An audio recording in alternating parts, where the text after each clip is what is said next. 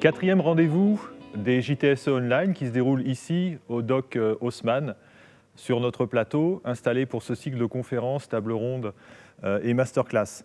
Le thème de cette heure, c'est la formation, un thème transversal qui nous concerne tous.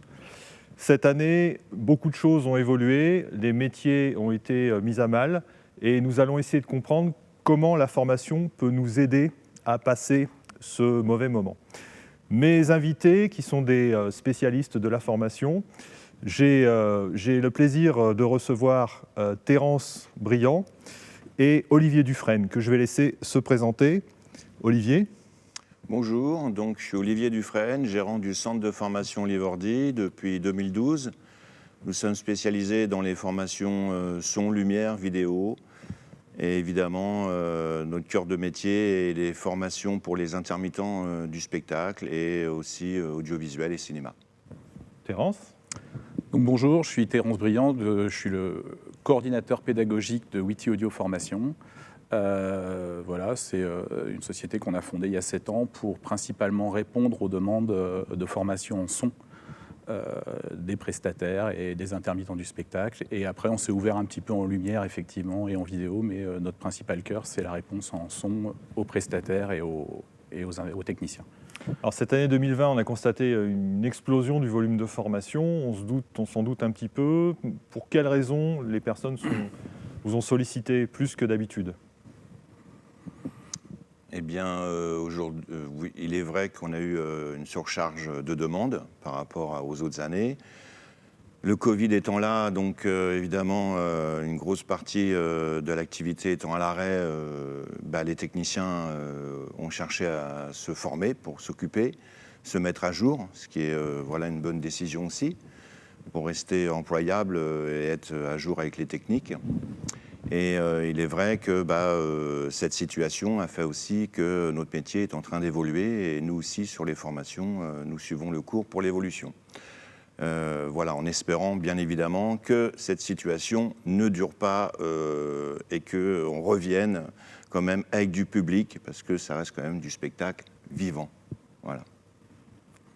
Oui, pour moi, l'explosion des formations, elle a été évidente parce que je m'adressais, comme j'ai dit, on s'adresse principalement aux prestataires et aux techniciens. Et suite au Covid, évidemment, depuis mars, il y a un arrêt complet des activités des prestataires. Et du coup, ça a permis aux prestataires de pouvoir organiser des formations chez eux. Et nous, on a répondu là-dessus, et les locaux étant disponibles, le matériel ne bougeant pas, ça nous a fourni évidemment une opportunité, nous, d'aller se déplacer partout en France. Et puis du coup, de proposer quelque chose qui se faisait déjà un petit peu, mais qui ne se faisait pas sur autant que ça, vu la disponibilité actuelle. Et les intermittents qui, évidemment, n'avaient pas de travail, ont répondu présent. Et du coup, voilà, ça a permis de développer vraiment ce côté formation en se déplaçant chez les prestataires. Et ça a permis aussi aux prestataires et aux techniciens de se poser des questions sur la formation, puisqu'on était là, donc évidemment, on a discuté de est-ce qu'en période non-Covid, on pouvait continuer. Et nombreux directeurs de sociétés et techniciens nous ont dit mais il faut absolument que ça continue après le Covid, qu'on continue à avoir des formations qui se déplacent chez nous, spécialisées, et qu'on continue à avoir des réponses à nos questions, vu la complexité aujourd'hui du numérique qui arrive surtout, et des marques qui proposent des produits toujours novateurs, mais sans forcément se soucier de tout ce qu'il y a derrière et toutes les connaissances qu'on doit avoir pour les utiliser sur le terrain. Alors tu nous dis que ça a été organisé chez les prestataires, c'était à l'initiative des prestataires ou c'est les techniciens qui ont demandé qu'on organise ces sessions ? Alors on a eu les deux. Le lancement, c'est moi qui ai été voir des prestataires en leur disant Sur la route, parce que je suis technicien toujours sur la route, je suis ingénieur du son et je continue à faire du mix et de travailler, donc en ce moment non. Mais voilà, et donc sur la route, j'avais plein de gens, plein de techniciens qui m'ont dit mais pourquoi il n'y a pas de formation à Pau, pourquoi il n'y a pas de formation à Strasbourg, pourquoi il n'y en a pas à Brest, pourquoi il n'y en a pas des formations son, puisque c'est mon domaine, puisqu'en lumière, ça se déplace déjà beaucoup plus. Et donc, à un moment donné, là, quand il y a eu mars-avril, j'ai tout de suite répondu. J'ai été voir les premiers prestataires. Ça a été Scène de Nuit, je pense, à Tours, d'ailleurs. Et Sébastien Barque de Scène de Nuit a répondu tout de suite, m'a dit « Mais c'est génial, c'est une super idée, on y va, banco ». On a organisé la première, qui a fait un carton. C'est une formation sur les réseaux audio numériques, en partenariat d'ailleurs avec Agora. Et ça s'est super bien passé. Et après, on a rebondi. Après, il y a eu de la demande, ça s'est su. Et puis, il y a eu de la demande de prestataires. Et on a des techniciens qui ont vu passer, évidemment, les informations sur les réseaux sociaux, etc. Et qui nous ont appelés en nous disant « Moi, je suis à Reims, je veux une formation à Reims. » Je dis « Oui, mais si. Est-ce que vous êtes 2 ou 3 ?» Ils me disent « Ah bah oui, on est plusieurs. Ah bah oui, et puis il y a le prestataire. » Et ça a rebondi comme ça. Et on est arrivé à plus de 300 stagiaires en quasiment 6 mois.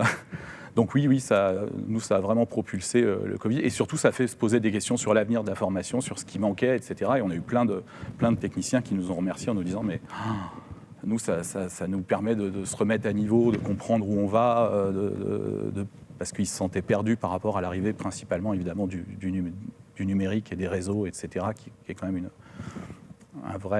une vraie évolution, mais aussi un vrai problème en formation. » D'accord. Olivier, ça s'est passé de la même façon pour toi ? Oui, nous, on avait déjà mis en place un Oliver Detour. Toutes les formations qui ne sont pas dans nos locaux, dans les Yvelines, sont automatiquement estampillées Oliver Detour. Donc, on travaille déjà avec des lieux, des prestataires, donc c'était déjà dans notre ADN. Il est vrai que toute la logistique de pouvoir déplacer une formation avec du matériel et plus les conditions de Covid, évidemment, voilà, le fait de déporter des formations demandait un petit peu plus de travail en amont. Mais bien sûr, oui, systématiquement, on a toujours 1 à 2 Oliver Detour par mois. C'est vrai qu'on avait une demande un petit peu plus pressante pendant ces derniers temps. Voilà, après, la difficulté est d'être sûr qu'on a les locaux à disposition, le matériel. Voilà, ça demande quand même un peu plus de travail pour nous en administration. Mais évidemment, le fait de se rapprocher des employeurs, des lieux, c'est toujours une très bonne chose. Après, il est vrai que le fait d'être aussi dans un centre de formation et de suivre une formation dans un lieu dédié, avec le matériel dédié, amène aussi une qualité supérieure, parce que des fois, on peut être aussi avec, entre guillemets, une sorte de pollution qui peut être de l'entreprise, parce que l'entreprise continue à fonctionner, donc on peut avoir aussi des contraintes qui font qu'il y a toujours l'activité. Donc sur certaines formations, c'est moins dérangeant, et sur d'autres, on a besoin quand même d'avoir aussi une qualité de formation qui est quand même en général beaucoup plus... l'objectif est plus réussi quand c'est dans un lieu dédié. Mais évidemment, il est tout à fait normal aujourd'hui que les prestataires et les employeurs organisent dans leur agenda, pourquoi pas, des rendez-vous de formation, et que nous, on puisse accompagner en tant que centre de formation. C'est vrai que c'était pas forcément l'initiative au départ des employeurs, mais je pense que voilà, maintenant tout le monde a bien pris conscience que déplacer une formation dans un lieu qui peut être non adapté peut être aussi intéressant de travailler avec le matériel que l'employeur dispose. Voilà, donc c'est plutôt une bonne chose. En termes d'équipe sur place, j'imagine que chez les prestataires, vous avez pu constater qu'il y avait des techniciens de tous âges, on va dire. Est-ce que vous avez ressenti que les demandes étaient plus motivées chez les jeunes techniciens, chez les techniciens expérimentés, ou c'est vraiment uniforme, il y a une demande de tout le monde ? Alors là, moi, je pense qu'il y a une demande de tout le monde, mais pas pour les mêmes raisons. J'ai repéré un âge limite. C'est un peu dur de parler d'âge limite, mais on peut arriver à commencer à avoir une moyenne sur les formations réseau, par exemple, de 40 ans, qui est un peu une espèce de barre. C'est-à-dire que les plus de 40-45 ans viennent chercher vraiment l'information de comment marche un réseau, comment ça se passe. pourquoi je suis... Alors moi, je parle principalement en son, attention, en lumière, je crois qu'il y a un peu la même chose, mais je laisserai Olivier plutôt répondre. Mais en son, en tout cas, il y a vraiment... j'ai plutôt des techniciens de 45-50 ans qui arrivent un petit peu paniqués en disant oui, on m'envoie avec des consoles en Dante, avec de l'AVB, etc. Et on me dit il faut tout connecter, il faut que tout marche, mais j'ai pas le bagage pour vraiment connaître. Donc si c'est du réseau simple, comme on dit, du plug and play, ça marche, mais quand il y a un problème, ça marche plus. Et donc là, ils viennent chercher la sécurité. Ils viennent comprendre comment ça marche pour avoir une compétence en plus qu'on leur demande, qui est demandée, et le fait qu'ils ne l'aient pas, en plus, leur empêche d'être embauchés. Donc ça commence à être vraiment très sérieux pour eux, parce on a eu quelques discussions avec des techniciens pourtant qui tournent toute l'année, qui font... voilà. Ils sont bien spécialisés, donc très bons dans leur domaine. Ouais, très bons dans leur domaine, mixeurs principalement, sur des grosses tournées, et qui sont venus, et moi j'en ai eu quelques-uns avec pas loin des larmes aux yeux, qui étaient tristes, parce qu'ils disaient mais moi, demain, on m'envoie en prestation, je ne sais pas faire ça, je ne sais pas brancher. Et il y a une panique, en fait, qui arrive chez eux. Donc, ils viennent chercher ça. Alors après, évidemment, l'avantage est aux geeks. Je dirais que les nouveaux, ceux qui viennent en prestation, on le sent, nous, entre 23 et 35 et 40 ans. Il y en a quand même une grande majorité qui sont déjà des geeks en informatique. Donc, on le voit, ils n'arrivent déjà pas avec le même ordinateur. Voilà, ce n'est pas le Windows 7 de l'époque. Ils arrivent déjà avec soit le MacBook Pro, etc. Il y a vraiment une différence. Ils pensent que leur métier va être basé là-dessus, alors que les autres, non. Et du coup, on essaye vraiment d'avoir cette intergénération. Alors ceux-là, souvent, ils viennent se spécialiser, les jeunes. Ils viennent pour vraiment... On n'a pas beaucoup de jeunes qui viennent juste pour apprendre le réseau. Ils viennent généralement pour devenir ingénieurs réseau en son, ou dans le spectacle, en lumière, etc. Mais ils viennent pour chercher une spécialité et aller la pousser très très loin. Donc c'est un peu compliqué parce que des fois on a vraiment les deux en parallèle dans des formations. On a vraiment ce côté entre le geek qui veut aller très très loin et se spécialiser et devenir la référence réseau, voilà, et celui qui vient juste apprendre parce qu'il veut s'en sortir dans son métier qu'il fait depuis 30 ans. Mais est-ce qu'on arrive à avoir des échanges pendant ces sessions de formation, Ouais. une forme de... Nous on essaye un maximum d'avoir l'échange, d'avoir... c'est un peu compliqué, mais d'avoir effectivement... Il peut y avoir l'inquiétude du technicien expérimenté de voir les petits jeunes arriver et lui manger son travail. Et... Ça, on l'a de toute façon. Ça, on l'a. Après, c'est un problème générationnel. De toute façon, les anciens ont démarré avec le côté artisanal de notre métier. Bon, avec l'évolution technique, tout ce qui est numérisation, on l'a vu nous aussi, que ce soit quand on était technicien, en son ou en lumière, on a bien vu tout le numérique arriver. Donc c'est un problème plutôt générationnel. La moyenne d'âge, c'est plutôt 30 ans, ceux qui viennent en formation. Et il est vrai que quand, dans votre ADN, vous avez déjà tout ce qui est côté numérique, vous êtes né avec, voilà, vous avez déjà l'utilisation, donc ça vous paraît déjà facile. Et ensuite, ceux qui sont de la génération un peu de notre âge, qui ont démarré justement un côté artisanal, nous, on a construit notre métier et puis on a évolué pour avoir des postes de responsabilité. Donc, il est vrai que l'employabilité des jeunes aujourd'hui ne sont pas forcément ceux qui ont les responsabilités dans les opérations.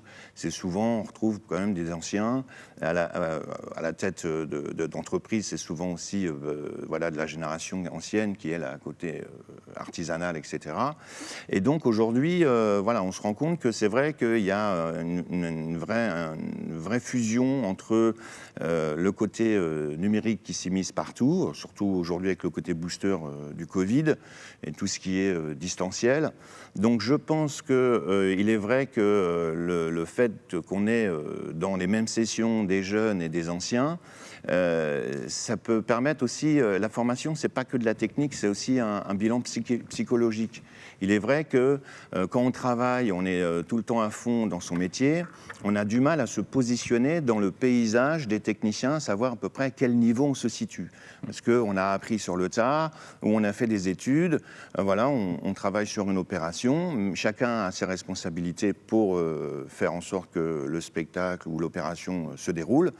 Mais en formation, on est en mode pause, où on vient apprendre, et justement, ça permet de se positionner, de savoir soi-même où on se situe par rapport à ceux qui sont sur cette session. Donc il est vrai que des fois, on va avoir des anciens qui vont se rendre compte qu'ils ont un grand retard numérique par rapport au petit jeune qui va arriver, qui va être super speed et qui va vite capter. Mais le petit jeune va comprendre aussi que l'ancien, il va sortir une craie et un décamètre et il va monter un Bercy. Donc il y a ça aussi. Donc il y a une part de notre côté, on doit accompagner aussi tous nos participants sur la technique, mais sur une façon aussi pédagogique pour bien comprendre que chacun a sa place, chacun a des compétences qui sont utiles dans notre métier. Il faut simplement soit l'émerger ou soit tout simplement les upgrader.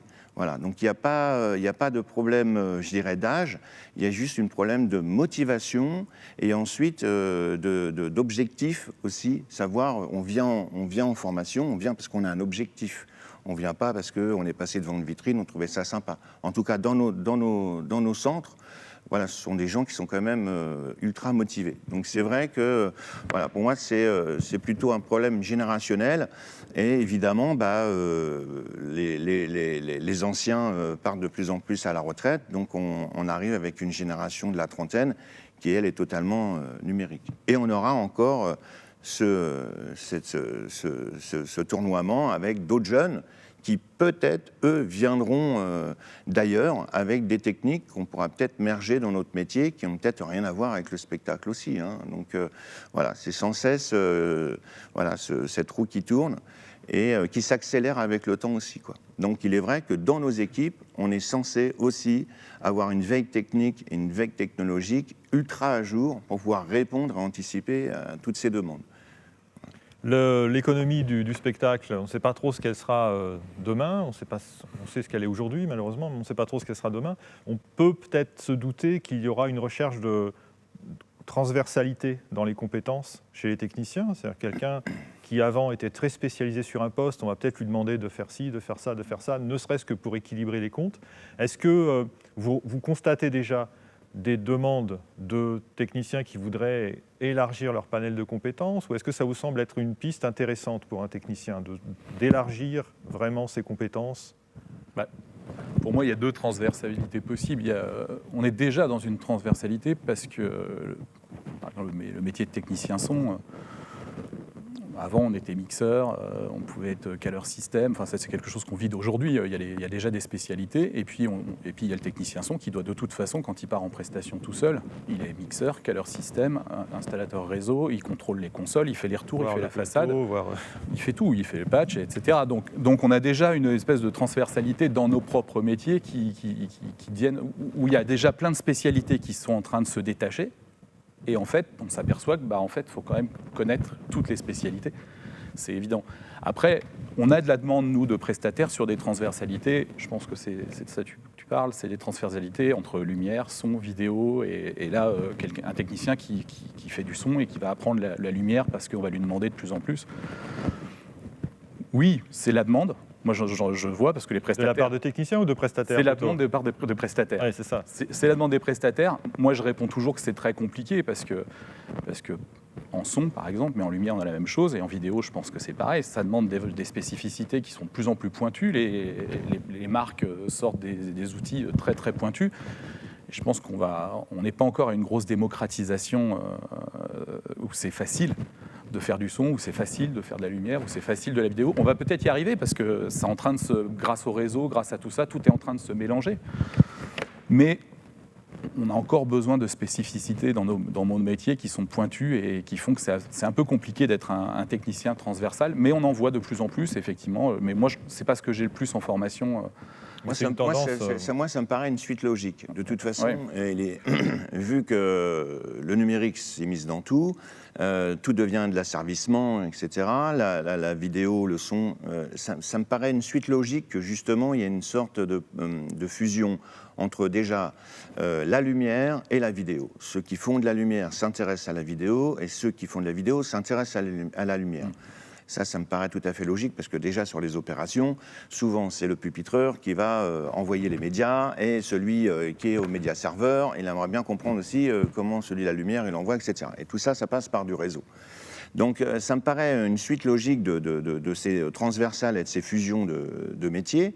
Il est vrai qu'aujourd'hui, on demande beaucoup plus de polyvalence qu'il y a quelque temps, on demandait de la spécialisation, où on avait plutôt des parcours où on était ultra spécialisé dans un domaine, sur une technique bien précise.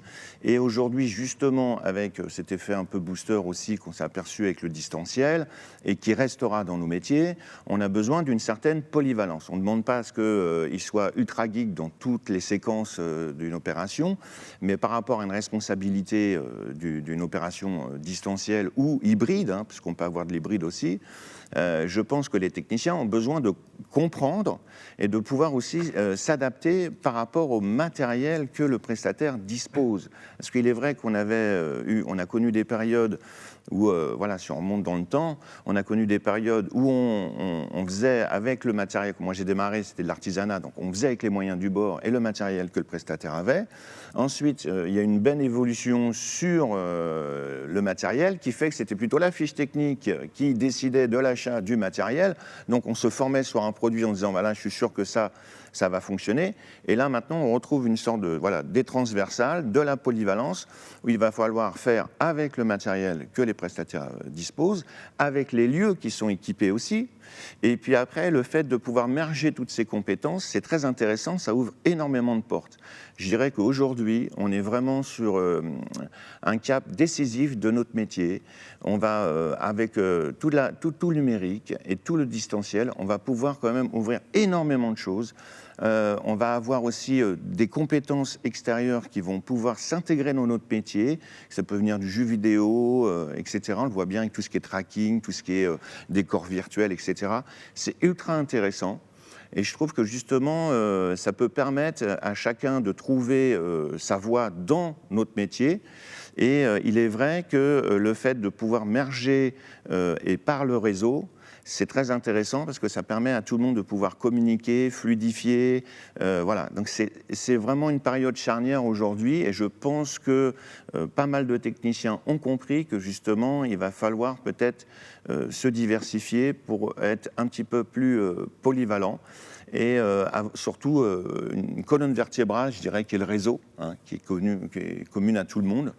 Donc il y a de nouveaux métiers, de nouveaux parcours encore à créer. Ce que tu dis nous mène à une autre approche qui est celle des artistes techniciens. On a les techniciens spécialisés, mais de plus en plus, on rencontre des créateurs qui s'intéressent à la technique et qui sont parfois très, très pertinents dans leur approche. L'artistique, oui, c'est quelque chose de nouveau qui a une plus-value dans le métier de technicien. Je prends par exemple les Beijing, je peux prendre aussi tous ceux qui sont en décor virtuel, ceux qui ont une sensibilité musicale, créative. Voilà, c'est toujours très intéressant justement d'avoir le côté artistique, parce que de toute façon on est au service, déjà en priorité c'est le spectacle vivant, on est au service de l'artiste, donc c'est toujours bien d'avoir le rythme ou autre chose. Et puis après je pense que c'est quand même c'est une belle plus-value aussi pour pouvoir faire en sorte que la technique ça reste pas que du brut. Il peut y avoir de la sensibilité derrière. Et justement, avec tout le côté virtuel, on avait déjà besoin de créateurs de médias, parce que si le média est pourri, on a beau le diffuser avec tout le matos. Il y a un proverbe qui dit amplifier ça reste de la. Voilà, donc ça c'est connu. Et ça reste le cas avec tout type de support et de médias. Par contre, aujourd'hui, il est vrai que le visuel prend énormément d'importance. Il y a de plus en plus de vidéos sur tous les sets. Et puis ensuite, il y a tout le son aussi. Tu pourras peut-être en parler sur tout ce qui est immersif, etc. Décor virtuel en vidéo. La lumière qui peut se merger avec du présentiel et puis du virtuel aussi. Donc, il est vrai, et d'ailleurs, on l'a vu pendant le Covid, il y a eu des petits concours, etc. Et ceux qui sortent du lot, il faut avoir une sensibilité artistique, et ça, c'est un gros plus.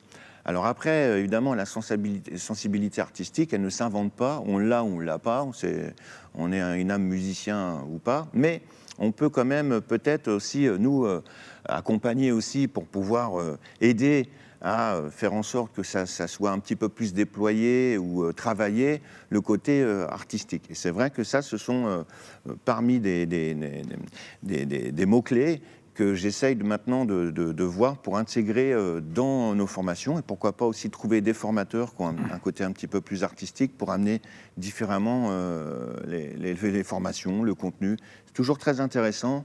Voilà, donc je pense que oui, c'est pas anodin que le côté artiste se rapproche de la technique. Oui, je suis entièrement d'accord avec Olivier. Le côté artistique du technicien arrive de plus en plus et va être une nécessité, même pour nous en son, en tout cas, on le voit arriver énormément. Pour l'instant, on l'avait uniquement sur le mixage en son. C'est évidemment quand on faisait une formation mixage, on nous demandait le côté artistique était quelque chose qu'on mettait en avant et c'est même la principale qualité d'un mixeur. Voilà. Et là, avec l'arrivée de l'immersif et de la 3D sonore, ça devient même, c'est-à-dire que c'est presque quelque chose qui est en train de s'équilibrer entre l'artiste et le technicien. C'est-à-dire qu'on a des demandes d'artistes, donc de compositeurs, d'interprètes, etc., qui veulent carrément, donc les artistes proprement, qui veulent venir faire des formations son en 3D sonore. Donc nous, c'est une nouvelle demande. Voilà, alors on l'a provoqué un petit peu parce qu'il y a 2 ans, on a fait une première formation qui s'appelle Création sonore pour le spectacle vivant, création immersive sonore pour le spectacle vivant, donc où on accueillait déjà des artistes et dont une compositrice, dont je suis très content, qui a fait d'ailleurs un spectacle suite à cette formation. Donc évidemment, le lien, et il y avait des techniciens, c'est-à-dire dans la même formation, on a mélangé techniciens et artistes. C'est assez compliqué à gérer, c'est assez compliqué parce que ça demande différents intervenants dans la même formation, etc. Mais par contre, on s'aperçoit que c'est enrichissant pour les deux, énormément. C'est-à-dire que le musicien est très content d'avoir le discours technique et de comprendre comment marche l'immersion sonore, ce que c'est, pourquoi, quels sont les problèmes, les inconvénients, les outils, est-ce qu'on peut se les approprier chez soi. Le musicien et le compositeur, il est avide de tout ça, il veut comprendre comment ça marche, puisque c'est à lui de s'en approprier pour pouvoir créer. Donc c'est d'abord lui que ça concerne en premier lieu. Moi, c'est là que on l'ouvre aux artistes. Pour moi, c'est une évidence. C'est même le premier qui doit le faire. Et le technicien, lui, il a tout le bagage technique à comprendre pour arriver à répondre justement après à l'immersion dans un spectacle, que ce soit pas que en studio et à la création, c'est comment on le rend après dans une salle. Est-ce qu'on met 5, 10, 15, 80, 360 enceintes, comme il y a quelques spectacles qui se font. Pourquoi, quel est l'intérêt, etc. Mais il faut l'entendre.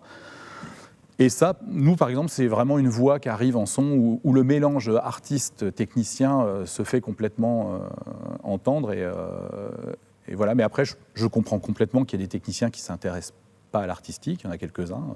Pour nous, c'est très peu en son. Mais est-ce que ça risque pas d'être un frein pour eux dans les années qui viennent ?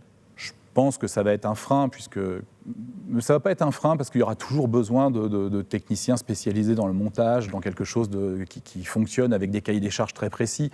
Et encore une fois, on aura le technicien qui arrive avec la tournée et qui va, lui, s'approprier le lieu et dire « Ah non, attention, j'égalise comme ça, je fais comme ça, je détruis un peu ce que tu as fait. » C'est souvent comme ça que ça se passe. Et il y aura toujours ce conflit entre Oui, il y aura toujours besoin de techniciens purs et toujours... durs. Oui, mais tout est scénario, en fin de compte. Nous, si on fait du spectacle vivant, de la technique en distanciel, peu importe, il y a quand même un scénario. Il se passe que quand même, c'est quand même écrit. Donc, il est vrai que si on fait de la lumière, du son, de la vidéo, on est au service d'eux, mais dans une scénario qui est quand même mise en place par le client, par l'agence ou autre. Donc il est vrai que celui qui pourra peut-être un peu mieux améliorer ou faire en sorte d'embellir ou de costumer techniquement le scénario, ça sera toujours un plus qui sera évidemment recherché par des agences, des prestataires ou autres, parce que ça permettra justement de bien répondre aux clients avec une sensibilité artistique qui est toujours appréciée en règle générale.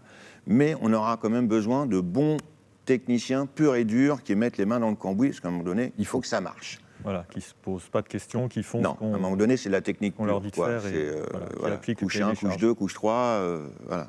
Sinon, ça D'accord. ne tourne pas, ça ne marche pas. Ok. J'ai noté dans ce que vous proposez, dans les différentes formations que vous proposez, des formations qualifiantes, certifiantes, diplômantes. En France, en règle générale, on est très, très, très diplôme. Parfois, c'est mieux d'avoir un beau diplôme et d'être un peu moins compétent que de ne pas avoir de diplôme et d'être très bon. Est-ce que c'est la même chose dans le spectacle? Est-ce qu'on retrouve ce type de façon de voir les choses très française? Ouais, alors c'est très... Oui, effectivement, c'est très français, mais pour moi, le diplôme... Alors après, je pense que le diplôme, il est destiné aux jeunes, pour l'instant, aujourd'hui en France, pour nous, dans le spectacle.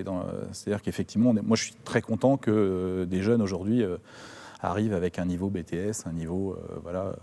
Enfin, on peut, je sais plus, maintenant, c'est des niveaux même 5, 4, 3, donc BTS, c'est niveau 5, par exemple. C'est quelque chose qui est vraiment un avantage, parce qu'ils arrivent avec des bagages plus lourds que ce que nous, on avait à l'époque, il y a 30 ans, qui était beaucoup de do-it-yourself et de gens qui se faisaient eux-mêmes. Et donc ça, pour moi, c'est super, mais effectivement, ça ne concerne pas la formation professionnelle continue. Pour nous, dans la formation professionnelle continue, c'est à l'accompagnement des gens, par exemple des techniciens dans leur carrière, et on doit répondre à des questions déjà qui évoluent très très vite. Donc on ne peut pas avoir un diplôme qui soit toujours à jour par rapport, parce que le temps de créer un diplôme, etc., c'est long. Donc ce ne sera jamais à jour. Comme disait Olivier, nous on est en veille technologique permanente. Donc à un moment donné, le diplôme n'existe pas par rapport au logiciel qui vient de sortir, etc. Il faut l'intégrer, et donc c'est compliqué, et ce n'est pas à ça qu'on répond en fait. Donc on est plutôt sur du certifiant ou du qualifiant. Je dirais moi je réponds plutôt à du qualifiant. On est des formations qualifiantes pour les techniciens. Et le certifiant, je dirais, c'est un gros chantier en France aujourd'hui. On a lancé les certificats un peu dans tous les sens aujourd'hui. On a les certificats RNCP qui sont donnés par effectivement de l'État.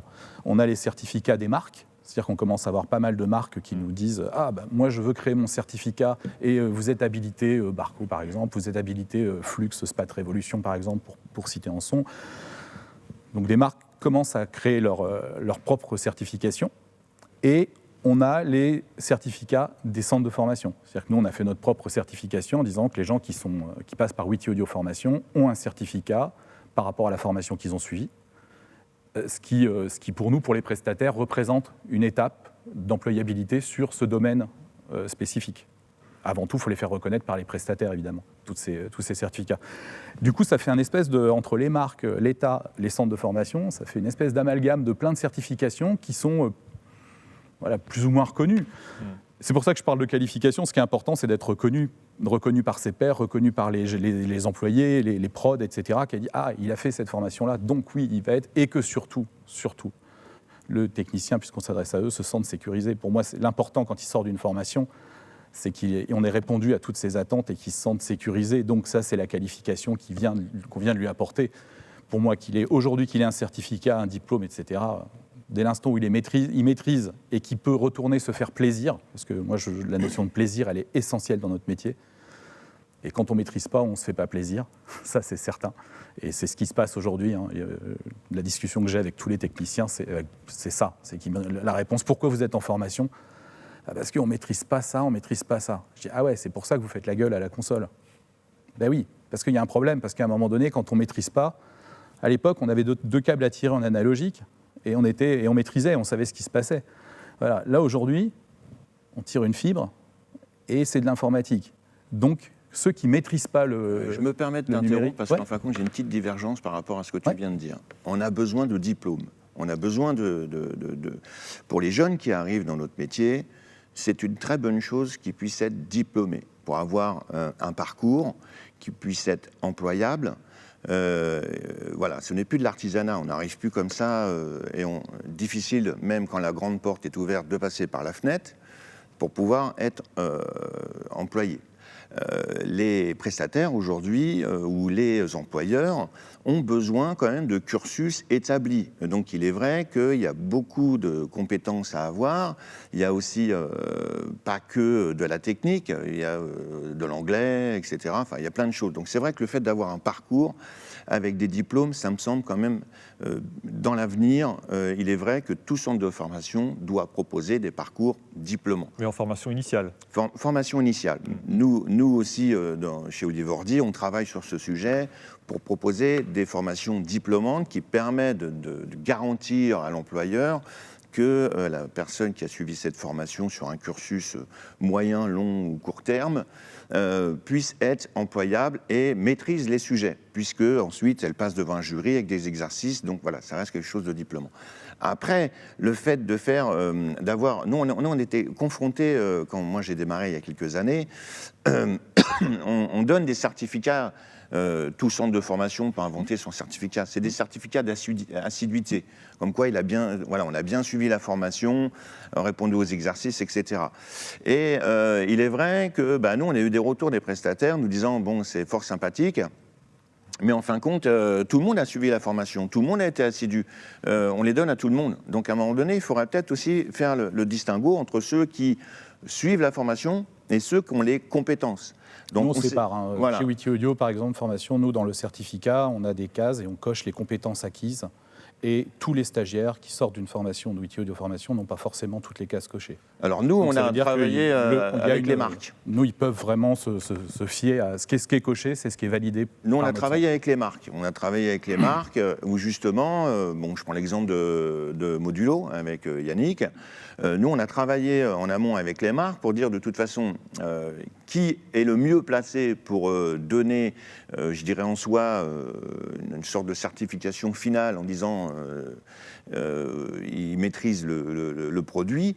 Ça me semble logique que ça soit aussi les marques, puisque de toute façon, le principe était que nous, on se rapproche des marques pour faire de l'international aussi. Parce qu'évidemment, comme les marques diffusent pas que en France, ça me semble quand même intéressant que la personne qui suit une formation chez nous avec un système académie comme colonne vertébrale de la marque, avec un certificat international plus, évidemment, notre certificat où nous, on rajoute évidemment notre savoir-faire aussi sur cette colonne vertébrale par rapport aux prestataires en France, etc.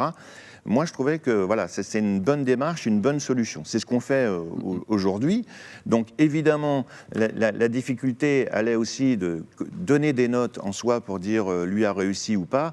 Nous, en tant que centre de formation, on peut se permettre de donner des notes. Mais je pense que la marque, elle, a aussi son droit de regard, puisqu'on forme sur leurs produits. Donc, on a besoin d'eux. Évidemment que par la suite, si on peut avoir un système où on peut dire à un technicien, tu suis un cursus long, dans ce cursus long, tu peux avoir des certifications de produits et après, tu peux avoir des certifications de centre de formation parce que tu as réussi un exercice ou un parcours spécifique, c'est le tiercé gagnant pour eux. Pour ceux qui font des formations plus courtes, il faut plutôt se rapatrier justement sur des formations qualifiantes qui sont donc des certificats que nous, on peut donner avec des réussites qui sont notées ou alors après des exercices qui sont aussi dispensés par les marques pour compléter cette certification. C'est compliqué, hein, la certification avec les marques. Moi, je trouve que c'est un discours qui est encore très compliqué. Nous, par exemple, on a une marque très connue, Christian L, qui propose ses formations effectivement sur leur système, etc. Et c'est très très bien.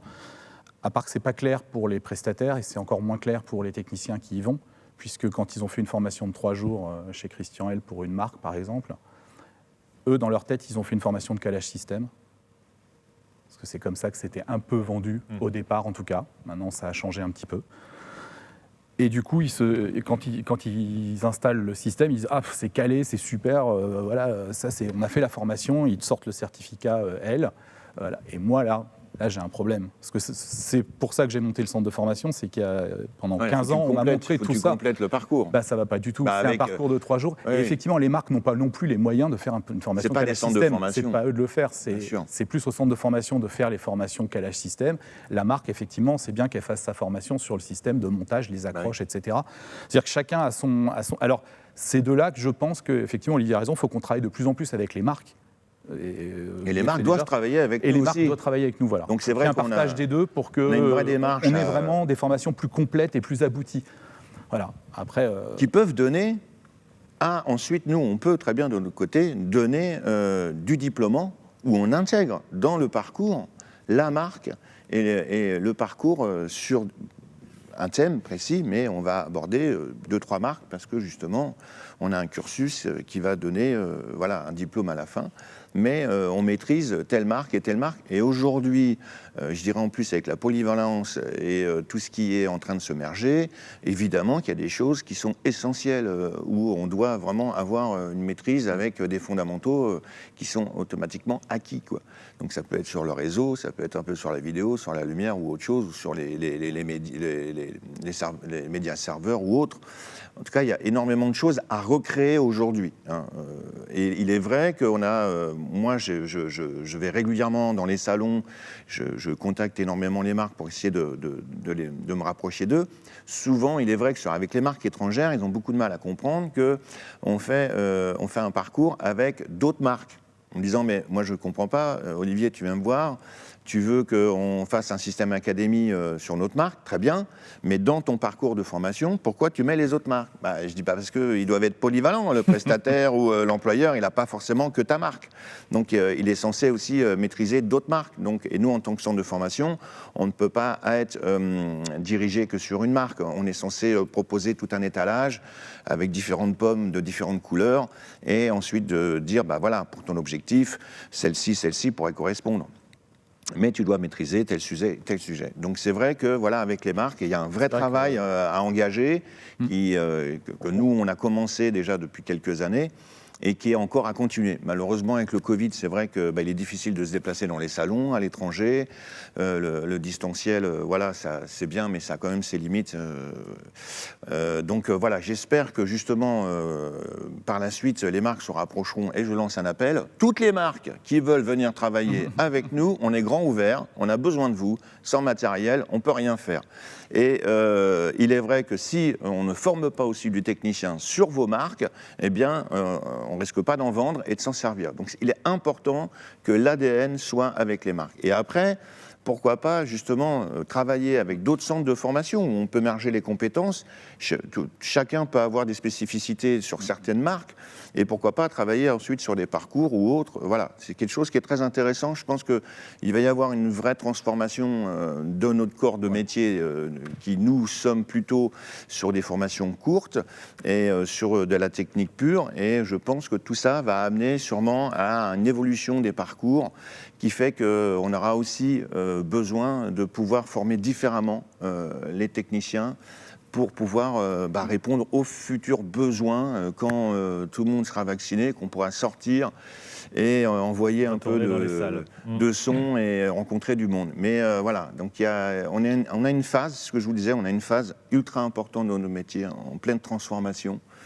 Donc voilà, mais c'est très intéressant justement là, de pouvoir travailler aussi avec des marques étrangères, etc. Parce que les méthodes ne sont pas les mêmes que nous en France. Hein. Parce que nous, on a un petit peu là. Moi, j'ai le même problème que toi sur l'exclusivité de certaines marques qui acceptent de travailler avec nous en formation et puis qui me disent, mais tu ne vas pas intégrer l'autre marque quand même.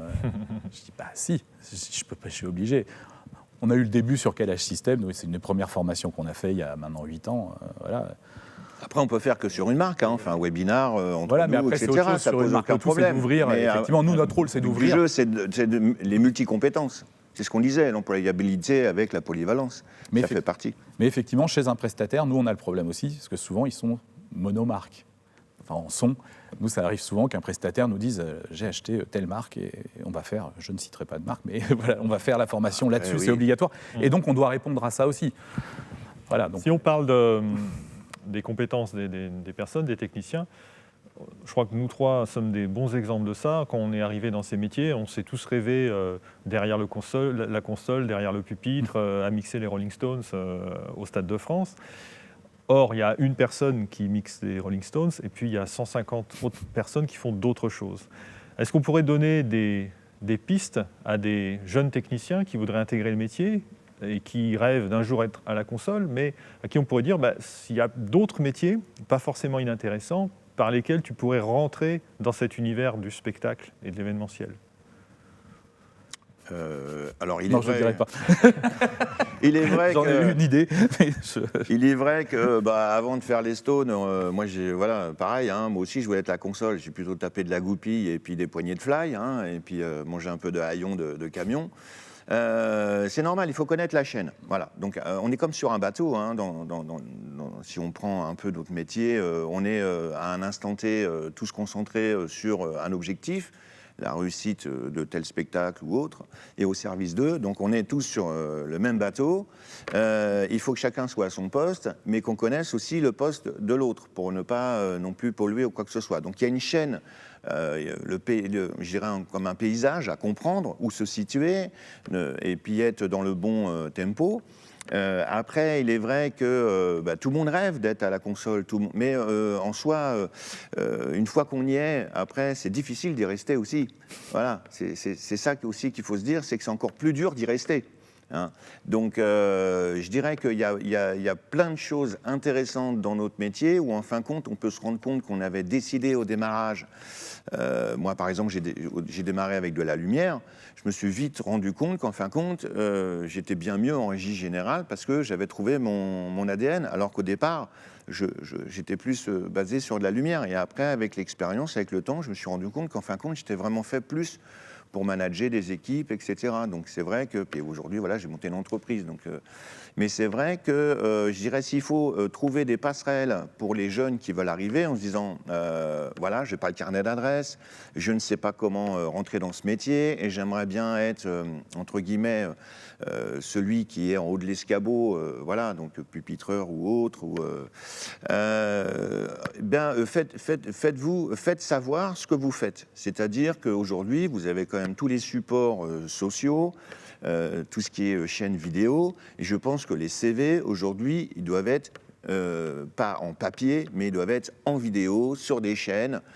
C'est bien de voir l'allocution aussi de la personne, de montrer ce qu'elle peut faire, même si c'est des heures dans sa chambre. Eh bien, nous, on n'avait pas l'opportunité à notre époque.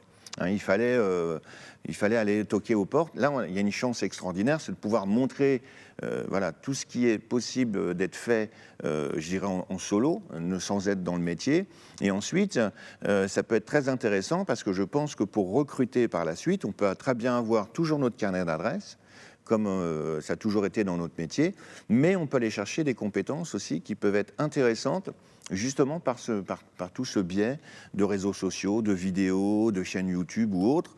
Et de toute façon, quand moi je regarde mes enfants, comment ils gèrent, eux, leur quotidien, ils sont totalement basés là-dessus. Donc il est vrai que, à un moment donné, il va falloir qu'on cherche à recruter différemment. Et je dirais que pour ceux qui sont déjà dans le métier, il faudra peut-être aussi faire des CV, entre guillemets, numériques, où ils peuvent montrer tout leur savoir-faire. Et en plus, on a le temps de les écouter et de le recommencer.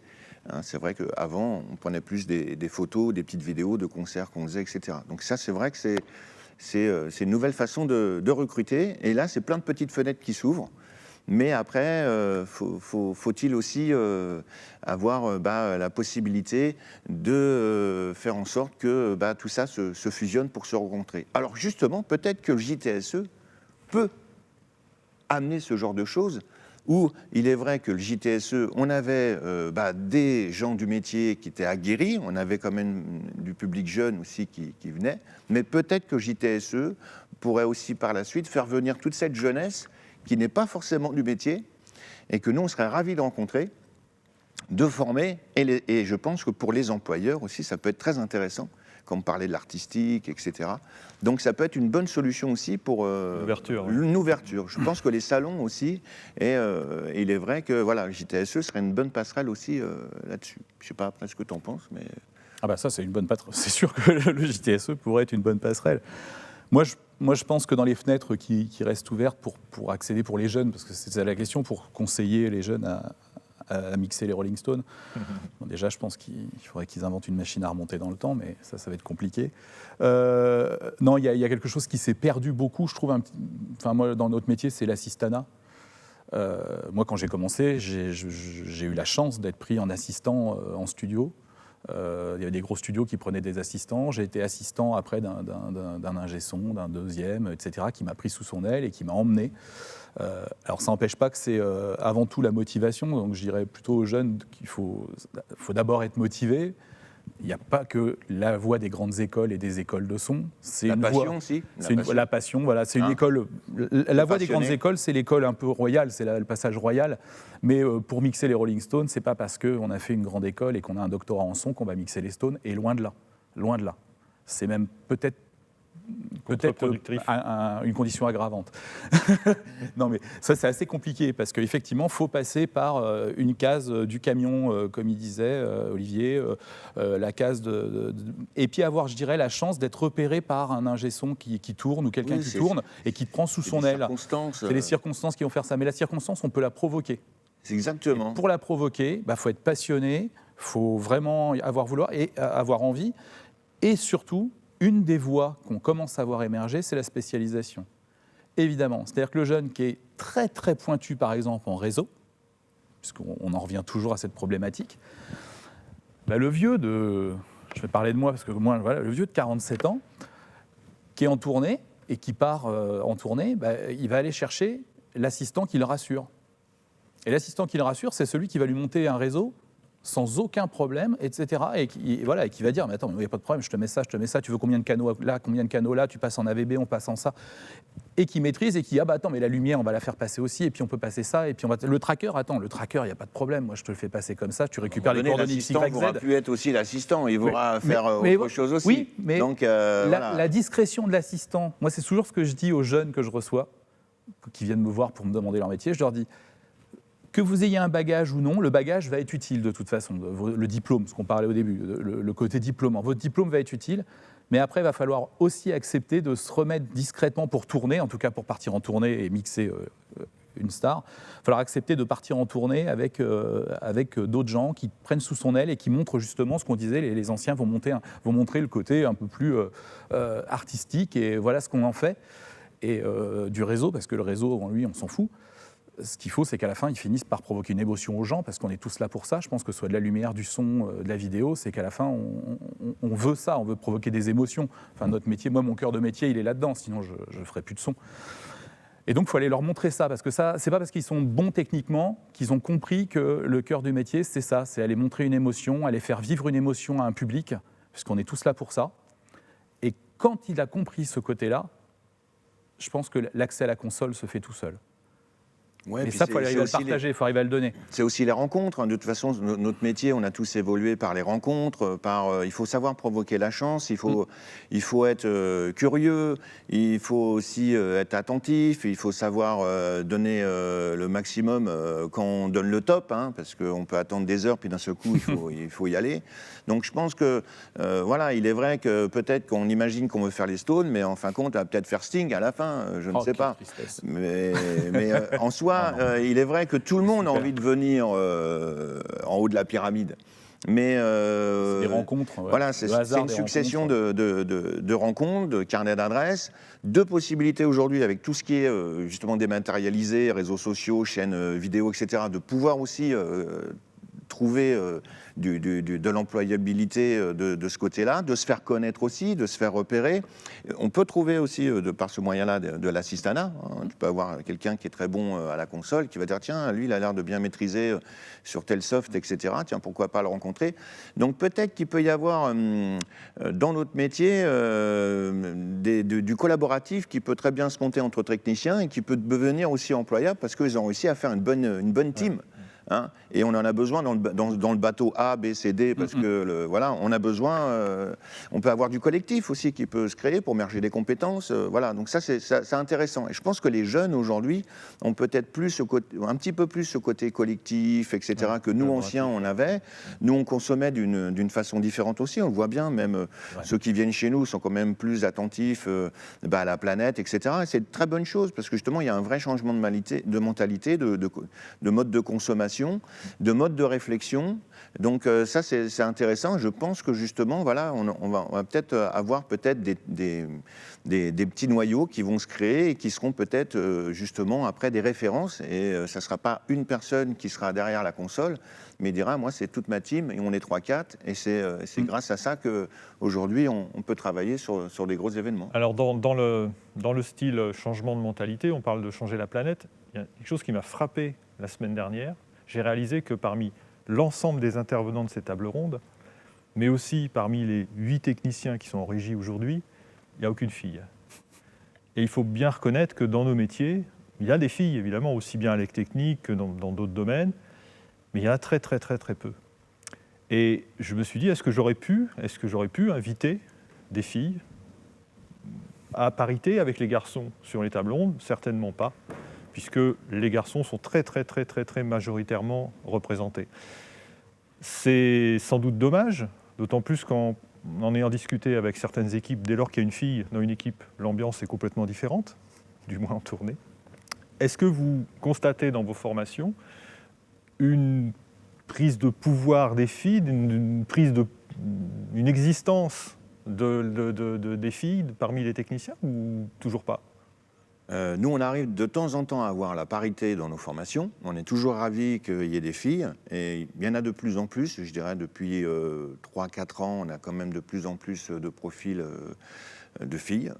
C'est très intéressant parce que justement, il peut y avoir une sensibilité artistique qui peut se développer, un autre regard. Il est vrai qu'ensuite, sur le terrain, on sait très bien aussi que ça peut être une ambiance différente, ça peut être plus assagi ou autre. Et puis, de toute façon, il est vrai que notre métier reste quand même encore du physique, quoi, aussi. Hein. Donc c'est vrai que ça reste. Il faut bien le décharger, ce camion, etc. Il y a quand même des choses qui sont lourdes. Donc peut-être que par la suite, justement, avec cet effet booster du Covid, on aura peut-être une accélération des filles qui vont peut-être arriver dans notre métier. Mais il est vrai que, c'est tout à fait vrai ce que tu dis. Ça aurait été fort sympathique que tu puisses accueillir des filles sur ces tables rondes.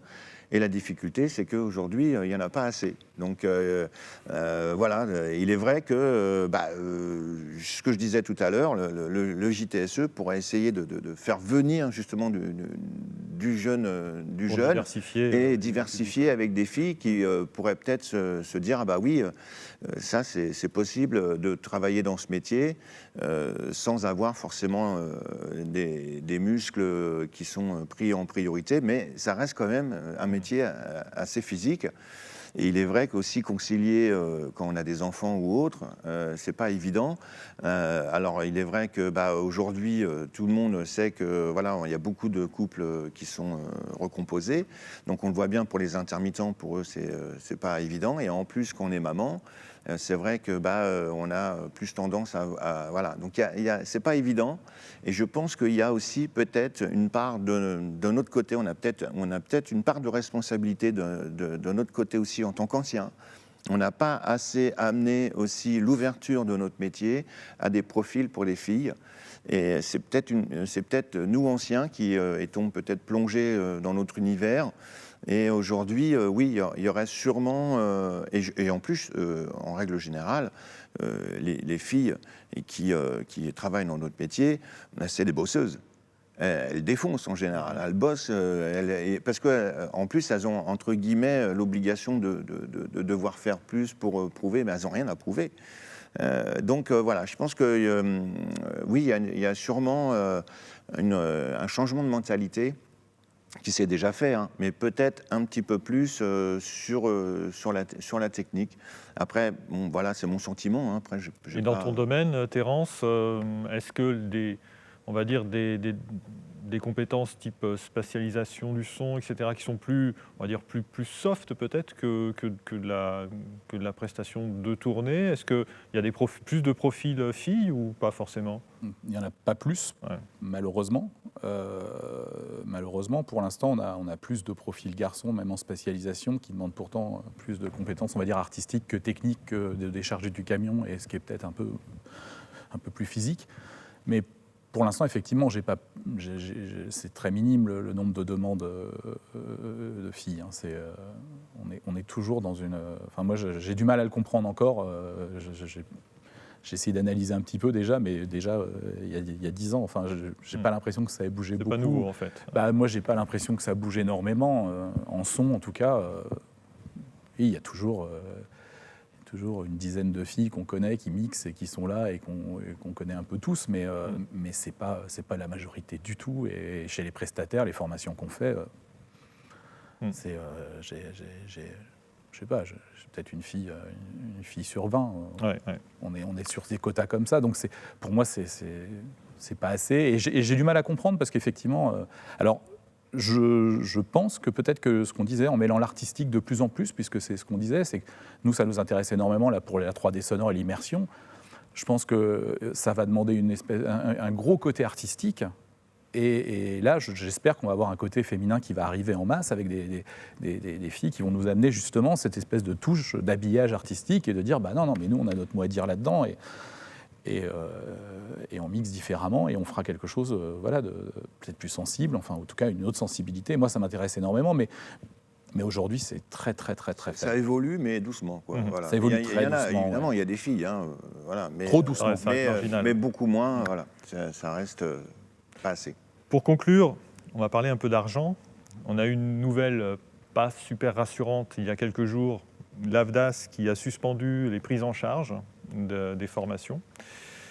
Comment est-ce que vous vivez ces événements ? A priori, ça s'est déjà produit et quelles sont les conséquences pour les formations à venir ? Nous, on l'a subi comme tout le monde. Hein. De toute façon, après, en soi, c'est pas la première fois. Donc, moi, j'ai déjà connu ce cas de figure 2 fois, où on n'est pas forcément prévenu en amont quoi que ce soit. Hein. Ça tombe brutalement. Les budgets sont épuisés. Nous, en tant que centre de formation, il est vrai que on ne travaille pas qu'avec un seul OPCA, hein, on a une diversité, donc notre activité continue quand même. Il est vrai qu'une grosse majorité des intermittents passe par l'AFDAS et des prestataires aussi. Après, ce qui est difficile, c'est quand on a nos futurs participants qui nous appellent et qu'on est obligé de lui dire, écoute, tu as cotisé, mais en réalité, tu n'as pas le droit d'utiliser tes cotisations parce que quelqu'un d'autre a dû les utiliser, parce qu'il n'y a plus d'argent. Enfin, voilà, les budgets sont épuisés. Et là, c'est vrai que c'est difficile d'expliquer qu'en fin de compte, ta cotisation, elle n'existe pas puisqu'il n'y a plus d'argent. Voilà, donc il y a sûrement... je pense qu'au niveau de la communication de l'AFDAS, en ce moment, je pense qu'ils sont submergés de demandes, donc ils sont complètement un petit peu dépassés.